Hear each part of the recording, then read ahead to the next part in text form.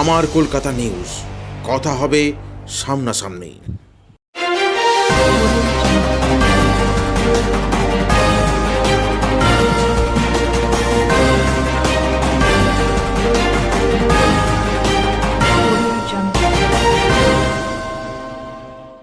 লোকসভা নির্বাচনের দিন যতই এগিয়ে আসছে ততই প্রার্থীদের প্রচার তুঙ্গে দেখা যাচ্ছে হুগলিতে।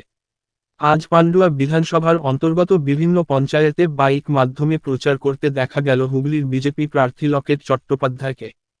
তার সঙ্গে উপস্থিত ছিল পান্ডুয়া বিধানসভার বিজেপি নেতাকর্মীরা। বাইক চেপে বিভিন্ন স্থানে মানুষের সঙ্গে দাঁড়িয়ে জনসংযোগও করতে দেখা গেল প্রার্থীকে।